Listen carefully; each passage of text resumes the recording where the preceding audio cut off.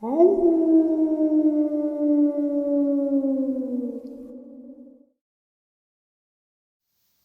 and salutations, everyone. I hope everyone is still doing well, and welcome to tonight's second half.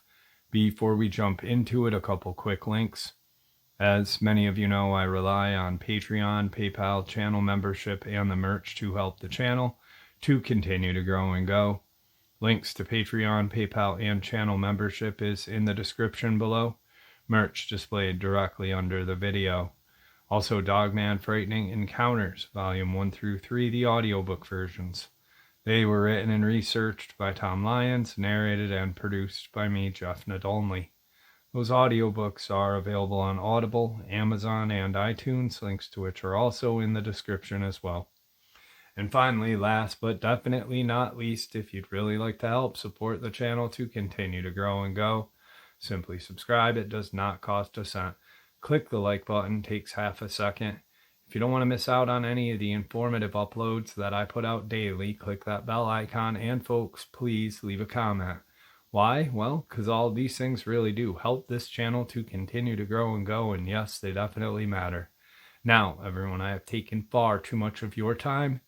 Let's jump in to tonight's second half, shall we? All right, everybody. Tonight I have a subscriber from Kansas. His name is Daryl. He reached out to me saying, hey, I've got an encounter that I really want to share with you. And I said, hey, I really want to hear it. Daryl, how are you? I'm well. How are you doing? I'm doing very good. Very good. I pretty much told you pretty much how I run it. I don't. The floor is yours, my friend, so I'd love to hear your encounter. I've talked to you for about 45 minutes and haven't heard it yet, so please share. Right. Okay, well, basically, I live in Topeka, Kansas. My encounter occurred about 2.5 hours south of here, southeast. Not very far from the Missouri border and Oklahoma border, somewhere around maybe Fort Scott area, near a wildlife reserve. And it was about 1992. I would say early November, late August, early November, because we hadn't had any real snow yet. It was, the leaves had fallen pretty good, but, and frost, but nothing on the ground yet. In fact, the week before I'd went up to set my stand and kind of scout the area out I'd heard about, from a buddy of mine. And, we anticipated hunting together, but we ended up in different spots, and so I really didn't see him after that. But the morning I arrived, it was just an old dirt road winding back into the, country. And when I pulled up, I had 3 different sections of cornfield that I would have to walk through, just to kind of give you an idea of how far back in I walked. When I went the week before, it took me about 45 minutes to get back to the tree that I had chosen. But that morning of the hunt, typically I would walk slower, a few steps, stop and pause a few steps. Luckily, the ground was fairly moist, so the leaves, there was hardly any noise going in as far as me making noise. And I thought, well, this is perfect environment. I'm going to be able to get in my stand, without disrupting any of the deer in the area. So it took me about an hour to get back in there.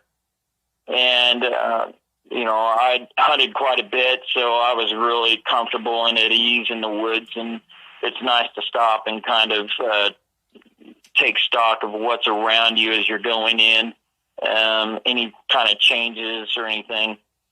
And so I was to my right, which was west, would have been this. It was this ridge that, from the level of ground I was on, kicked up at probably a 30-degree angle, and it was probably, I would guess, 45, 50 feet above my head, and then there were cornfields up there too, and along this, at the bottom of this embankment, there was an implement road that hadn't been used in eons. There were a lot of old implement roads that they would use to access these different cornfields, and then over the time, I would guess that equipment becomes so large that they just stopped using that road and different ways to get in and out of the field. But anyway, as I was going through the first cornfield, which was about 40 acres, and then there would be a tree line, a hedgerow tree line, maybe 45 feet deep. And then, it would spill into another cornfield, which is about the same size, maybe a little smaller. I didn't walk around all the corn fields when I was there the week before, because I already pretty much knew where I wanted to go. But they're all in comparison as far as size, width, and shape. But it did kind of bottleneck back towards the back the further I went, and that's why I chose that area, because the deer would naturally form into that bottleneck. And so I then went through a third field, and then I got up to the area where I had chose my tree. It was a large cottonwood, and from the little implement road, it was probably, I would guess, 12 feet wide, maybe 15 in areas, but it was just riddled with these little saplings and some larger trees too that have grown up in this service road because no one had used it, and it was just becoming overgrown. But down the center of this service road was a fairly well-worn game trail, and there were several rubbings and some scrapes along there, and so I knew I was in the right area, and I had picked my spot so the wind was to my advantage, of course. But the tree that I was in was growing out of the side of this 50-foot embankment about 15, 20 feet up. So there was the service road, a little bit of a dip, and then you crawl up the embankment. And I had all of my gear, aside from my tree stand I set up the week before, and all the rungs for climbing up in the tree, and it made a little nest up there. And it was probably 12 feet off of the ground, up the tree. So by the time I crawled on my hands and knees to get up this embankment with my gear and try to be quiet, and so I was moving slow. Eventually I got up into my nest, and to kind of give a picture of what it was like, the tree was very large, and it had three primary branches that went to my left, and then to my right, and then one behind me that actually grew up towards the embankment, towards the top shelf behind me, and that cornfield was behind me. So I had a really primo spot as far as where these deer were working through that area, and I lots of terrific sign, everything that I needed for a successful hunt that morning. I was really excited about this particular buck I'd glassed the week before, and was hoping to maybe get a shot at that. But I didn't really notice until I got up in the tree stand.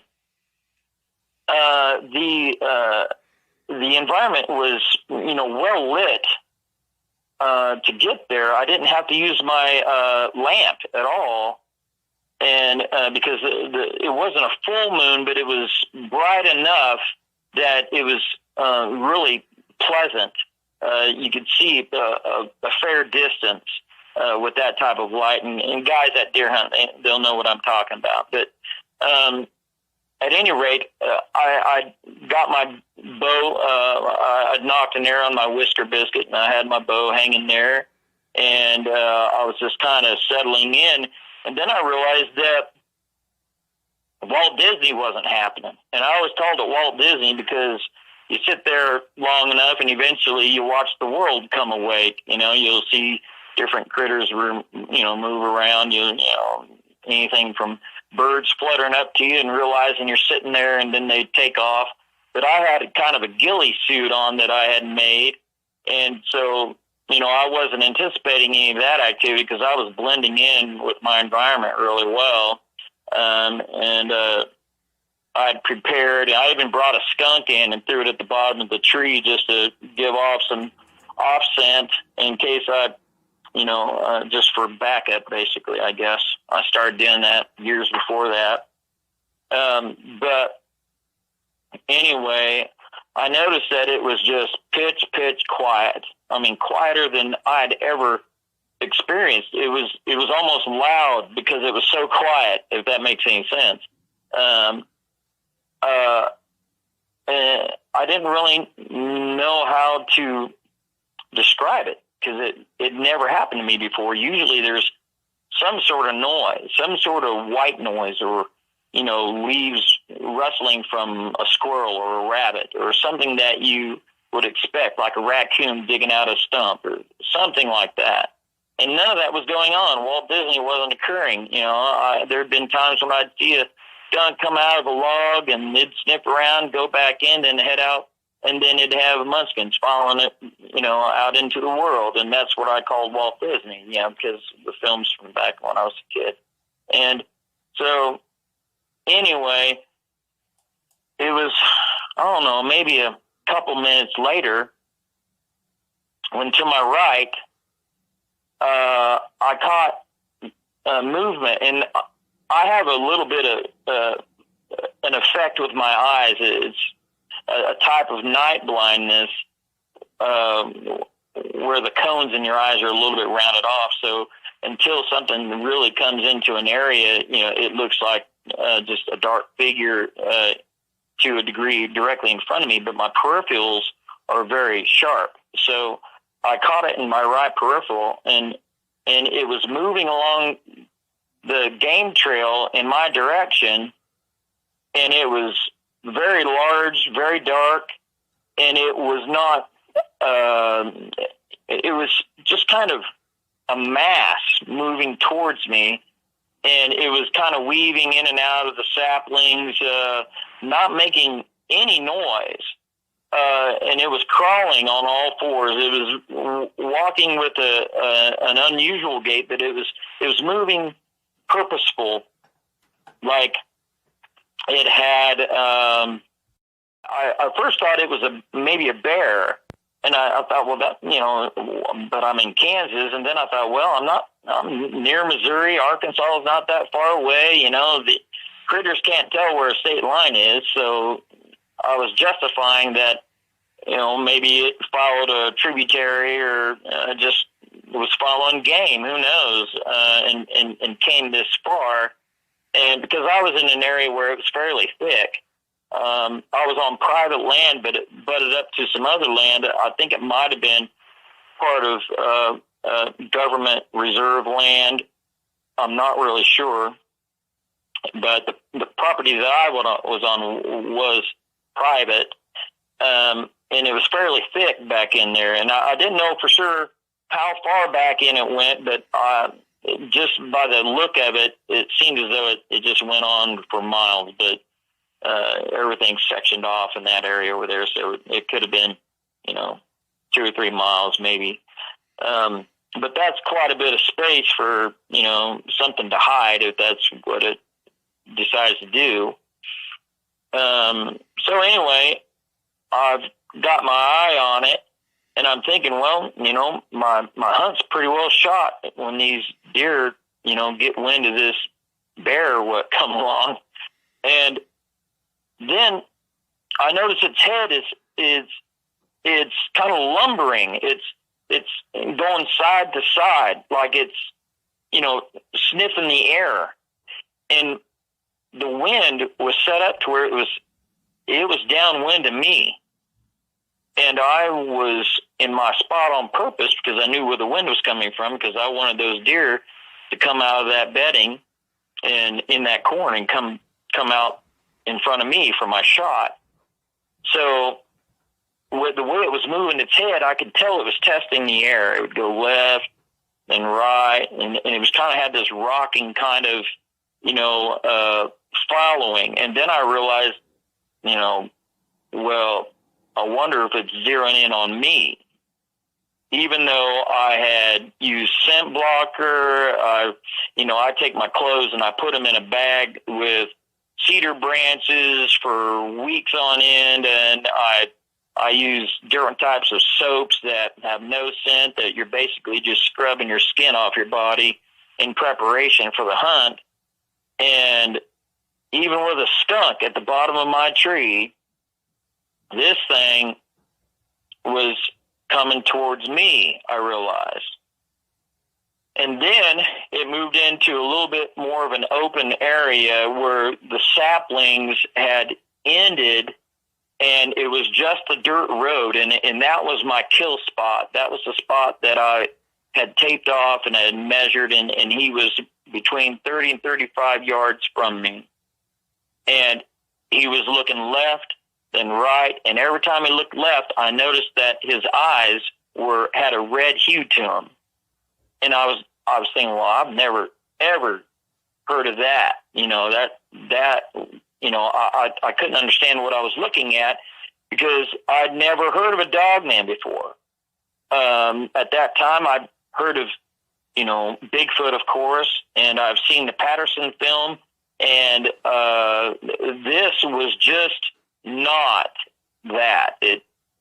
I realized that I'm not looking at a bear, but at the same time, my mind was trying to justify the shape. It was trying to, understand what I'm seeing.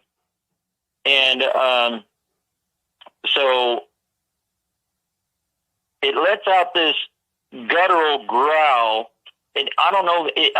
I'm calling it a growl, but it had such a low frequency that it shook my guts. Sitting that far up in the tree, it's like it emanated omni range from itself. It hit everything, so it included me. It encompassed me, and I didn't know what to do with my. All this is going on. I'd been watching it coming up, and this effect it had on me, I felt, I don't know if it would be nauseated, but this low frequency shook me like I've never experienced since then. It doesn't matter if you're at an intersection, you have these low, cars, with the low frequency. It was a ULF, an ultra low frequency that I've never encountered since.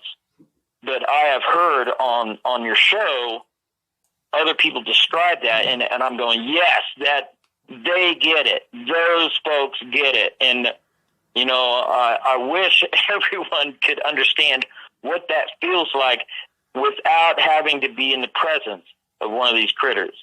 That I would never wish that on anybody, even people that I may dislike for one reason or another. I would never want to put them in that type of environment.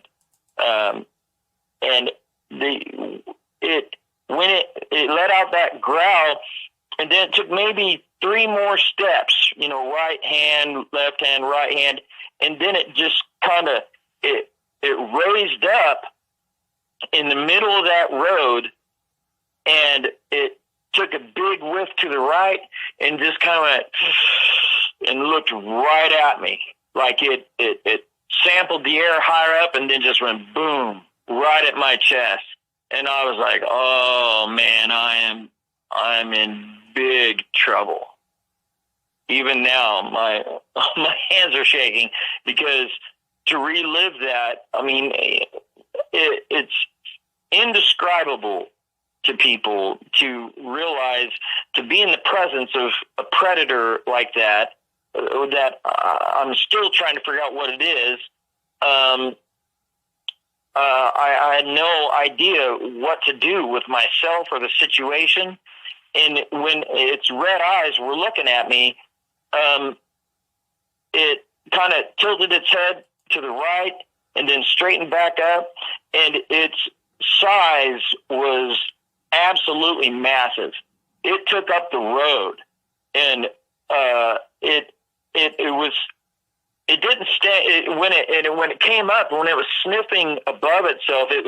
That was the most erect it would have been, because then it came down into a kind of a natural hunched over state, and its arms were very long. It was in a shadow, even though, and I think it was on purpose. I think these things know exactly where they're at and where the shadows lie all the time, just inherently, naturally.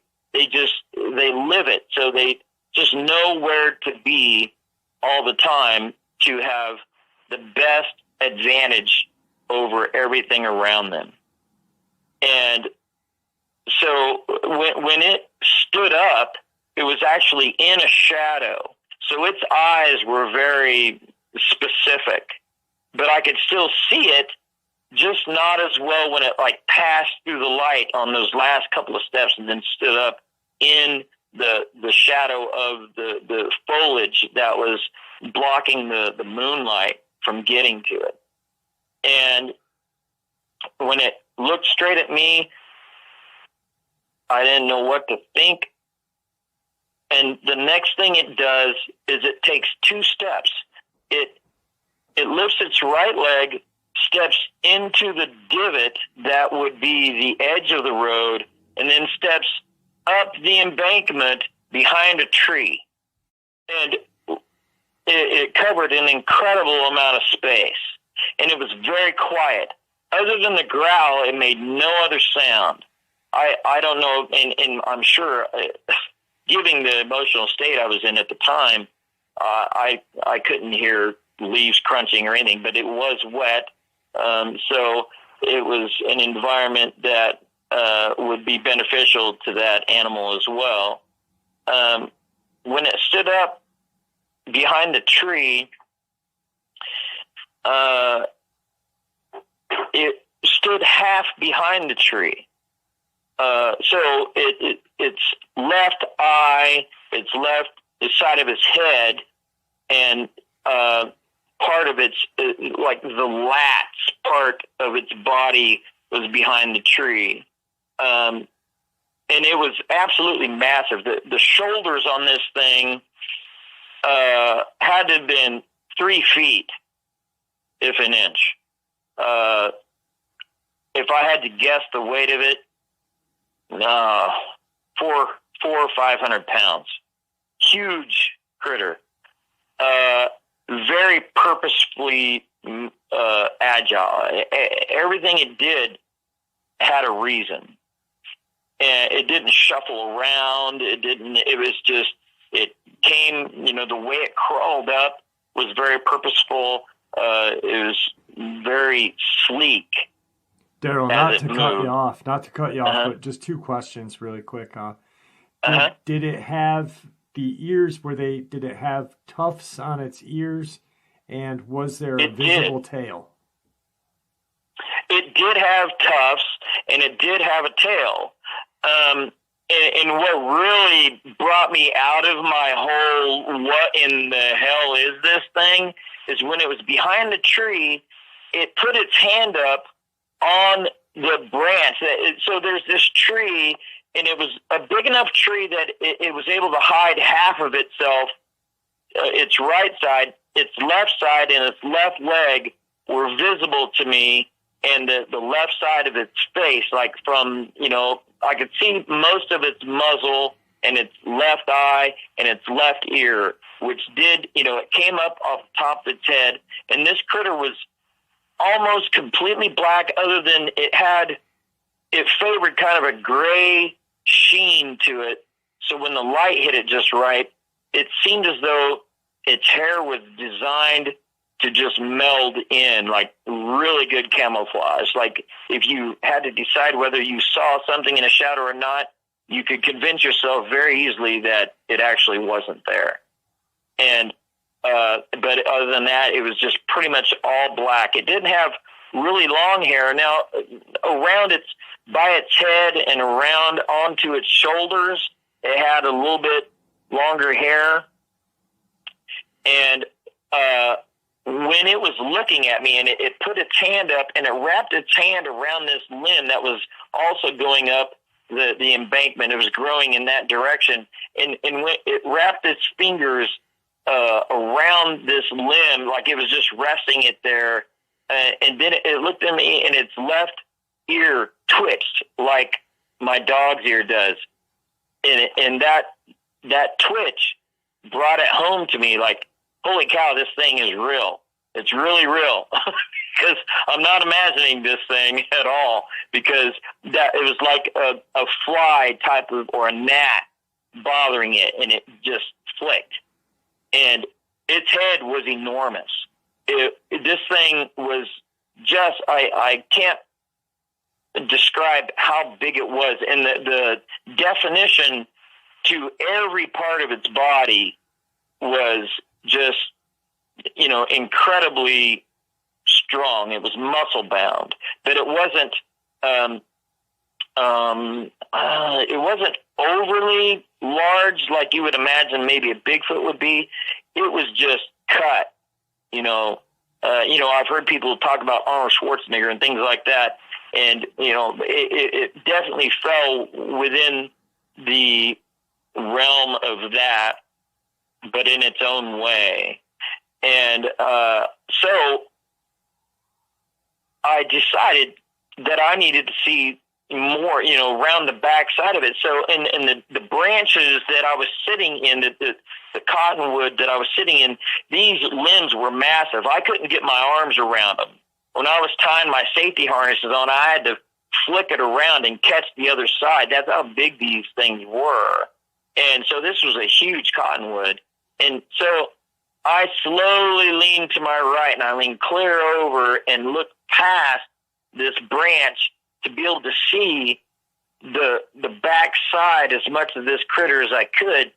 And that's when I saw its tail, and it came up at kind of an arc upwards, and it had a little bit of hair on it.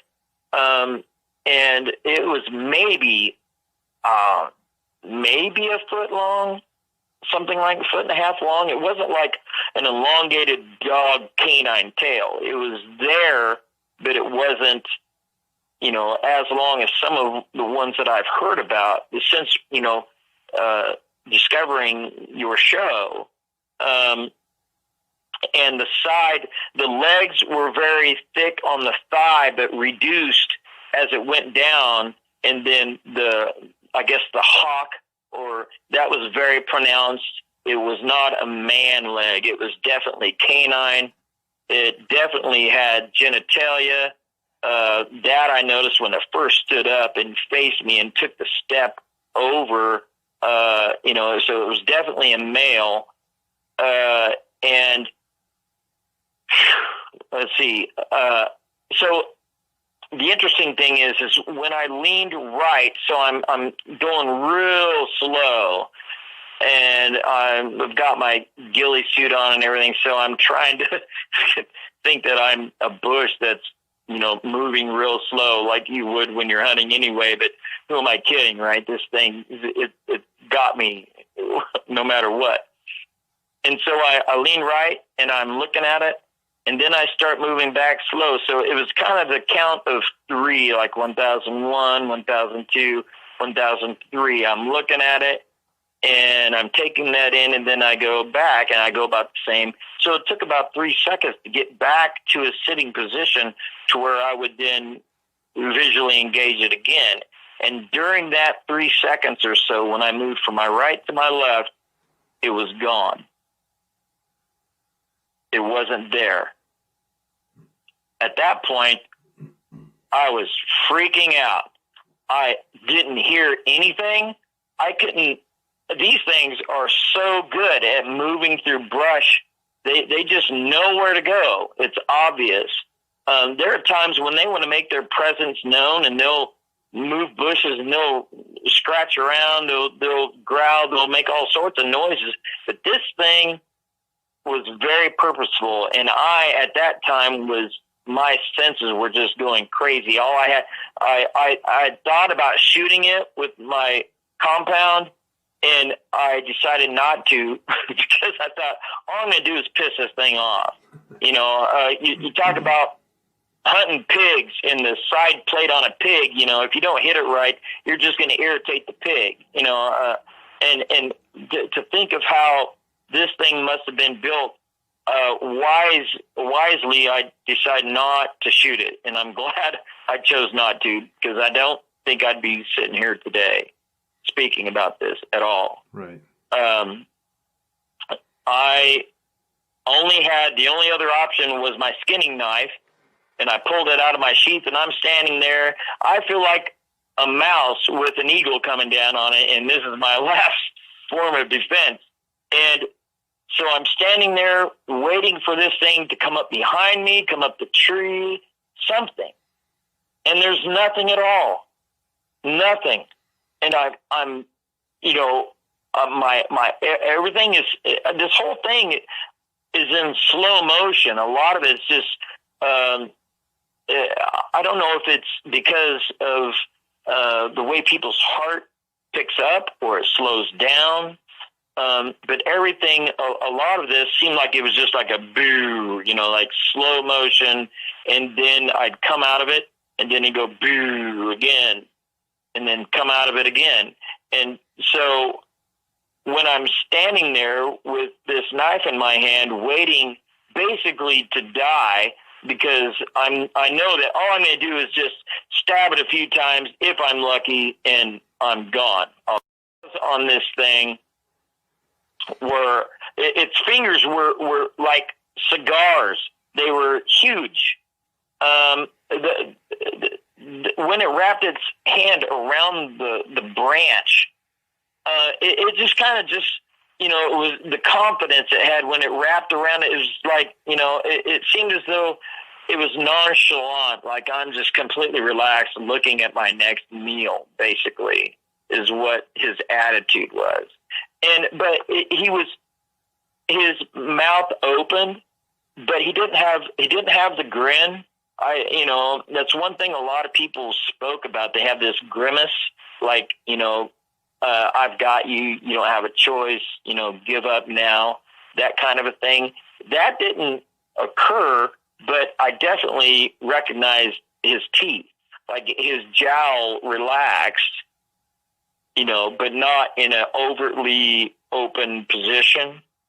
And that's when he stepped up behind the trees, when I noticed that I could see that part. And he had not a really, really long muzzle, and it wasn't super short. It was somewhere in between. He looked very much like maybe between a German Shepherd and I'm trying to think of the name of the dog that they have curled tails, are pretty large, gray and white. But anyway, it was kind of a mixture, just because its head was so wide. It had kind of a German Shepherd-esque kind of look to it, but it was rounder like this other breed of dog, and that's why I'm describing the two of them, to give kind of a medium description of what it was. And its eyes were very pronounced. It almost seemed like they were mesmerizing. It was hard I had to kind of blink and look at other parts of it to get away from the attractant that its eyes created. And I can see where that would be a very successful way to allure people, to put them in such a state of fear that they have no choice but to succumb to their advance and then just rip you to shreds, I suppose. At any rate, I didn't hear anything. I didn't know where it was. And then I smelled it. All of this had occurred, and I didn't smell it at all. And that, and it's because the wind was coming from my left to my right. It was downwind. And it obviously picked up my scent.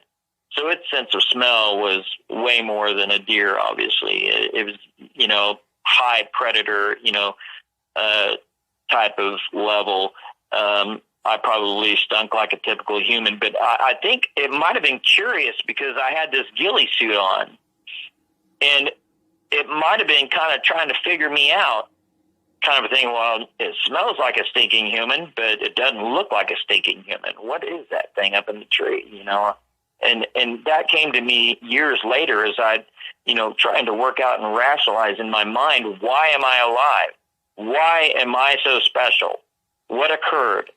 And early on, I used to think because, it knew I was a good old boy, I'm a badass, blah, blah, blah. But that all wore off fairly quick.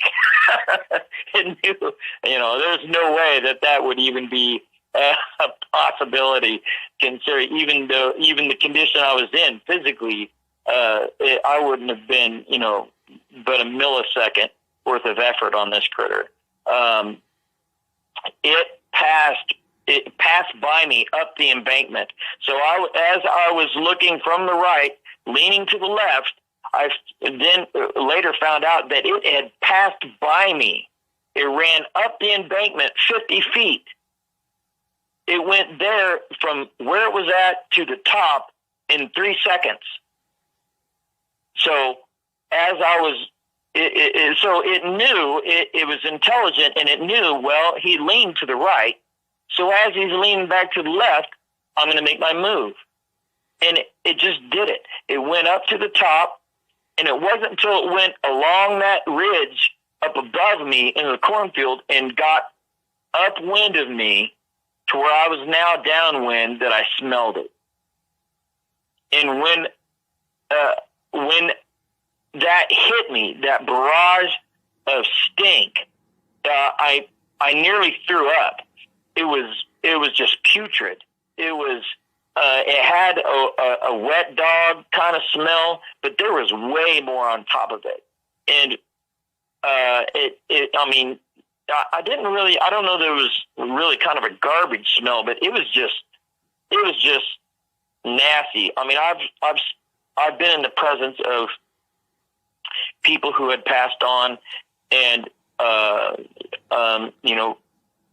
had been in the a warm environment, and it had kind of that kind of a smell that I could recognize that, but there was more to it. And I almost wonder, and I've thought about this since then, that I wonder if they have the ability to emit some sort of a cover smell, a spray, or something, like a buck deer. They have the scent glands on their body, and I'm wondering if this kind of critter, or one of the types, has this ability to emit something that is, also like a defense mechanism of some sort, maybe, or just to recognize its presence around other like critters, maybe Bigfoot or werewolf or whatever. I don't know, but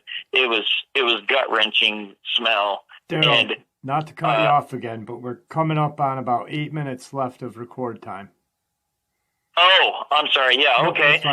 So anyway, it continued on that ridge towards my truck. So that means I now have to get out of my tree and go back to my vehicle in the same direction it was in. And so I stayed in that tree. I got to my tree about 4 o'clock in the morning.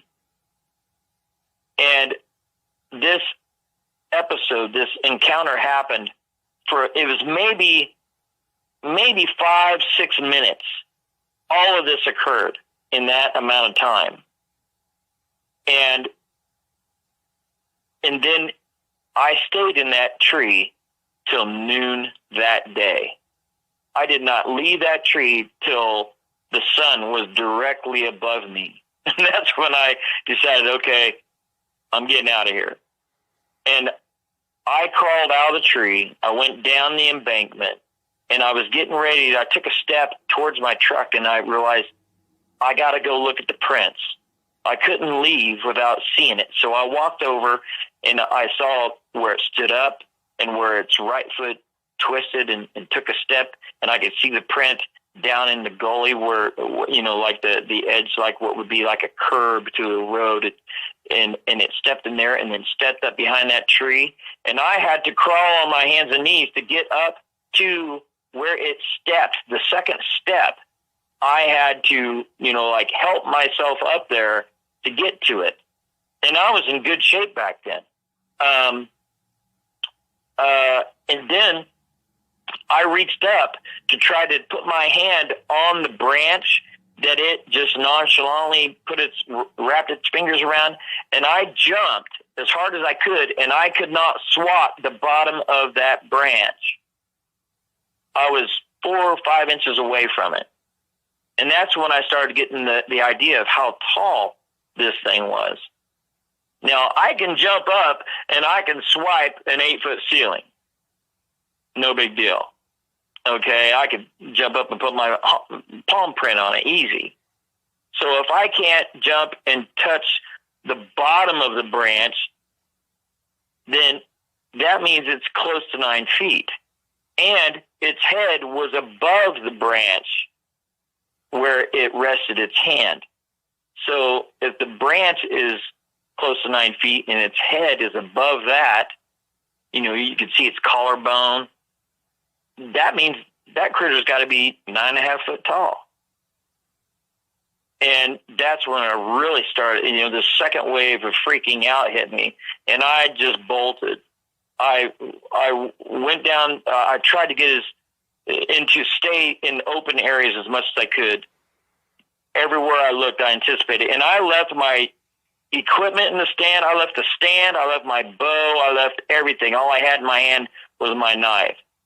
And I ran as fast as I could out of there and to my truck, anticipating this thing to jump out and snap my neck all the way back to the truck. I got in the truck and I wheeled out of there down the middle of these roads, and I stayed in the center of the road all the way back till I got the blacktop, because I wasn't going to chance that if I got up to the edge of the road as tight as the foliage was in the trees, that it could jump out and, you know, snag my little Toyota truck and push it off the road or what have you. This thing was huge. At any rate, that's my account. Since then, I've just recently, we had prints outside the house here 2 months ago, and my son and my wife saw it. And you know, this the pad with the heel mark. It's the exact same kind of print I saw there that day. Only this one was twice as big. The one outside our house had to have been maybe 6-7 feet at the most, I would guess. It was a young one or a different breed. But that's another situation, another story. But anyway, that about covers it. That's definitely a terrifying encounter, and I sympathize, or I can see exactly why you stayed in your tree stand till noon. I mean, to be honest with you, I probably would have stayed there a little longer. That's just, I mean, this thing is huge. Just the way you describe it when you were, you know, like you said, 8 feet, you can swat an 8-foot ceiling.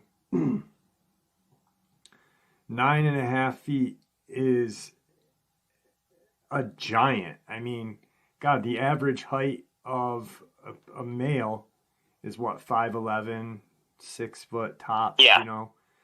That's I'm 5'9.5", 5'10". Yeah.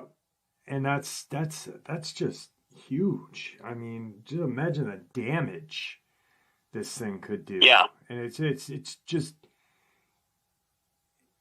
designed to be the apex predator of the woods is the only thing I can think these creatures were designed for. You know, they're like a shark. They're like a land shark. You know, like and you know, no reference to John Belushi on that. So, you know, I mean, I'm glad that you were able to share the encounter with us. I'm glad that you got out of that situation okay. And, you know, like most people that have these encounters, you now want to know more about these things. And, you know, it just goes to show that the more questions we ask, the more questions are in front of us. I don't think we'll ever, to be honest, I really don't think we'll ever have all of the answers, unfortunately, unless we have one of these creatures on a slab that, you know, I mean, not government slab, but public slab where, you know, there is an autopsy done and it is broken down for the populace to know, hey, this creature is capable of. And, you know, it'd have to be a full documentary on like the Discovery Channel, you know, or Animal Planet. So it's just, well, it would have to be, you know, approached by people with doctorates in the right background, so that way they would be credible. People would take them seriously. You know, it took me a long time for me to just stop caring what other people think, because I had to do it for my own peace of mind, my own health, and be damned what other people think. And all I can say is just hope that you never have to experience anything like that. And it was a very humbling experience. You know, I was, you know, and I'm still a person that, you know, I'm not afraid to deal with human beings. I'm not afraid to manage other people. But something of this, you know, I've been around mountain lions, you know, cougars. I've not been around a bear. I thought it was a bear. I wish it would have been a bear, honestly. But there you go. It is what it is, and I feel fortunate to have had the experience. I feel like I'm one of few on the planet compared to the populace.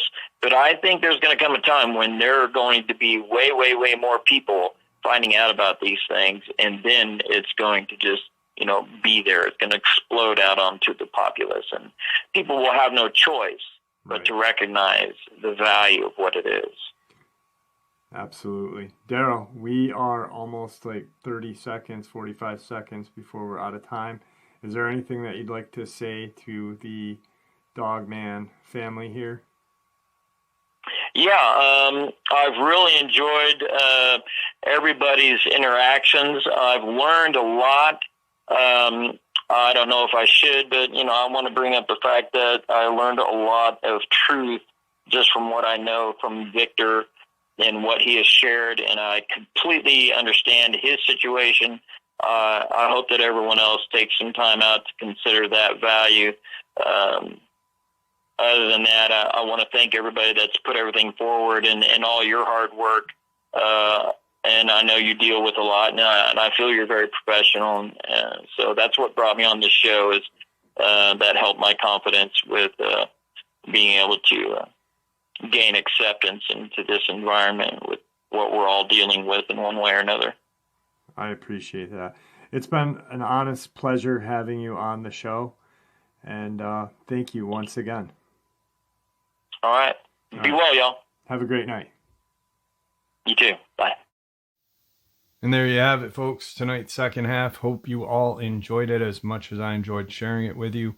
I'd like to thank you all for supporting the channel. It is, after all, your support that keeps the channel growing and going. And honestly, what gives us all a place and a chance to share our experiences and theories judgment-free. Everyone is simply treated with the respect we all deserve, and I do appreciate that. Thank you. Please stay safe, happy, healthy, and ever vigilant, keeping an eye on our children, pets, family, and friends. These creatures are real, they are out there and dangerous. Share this information with those you love and care about, and it may just help save their lives someday. Until next time, never stop asking questions, never stop searching for the truth, and God bless you all.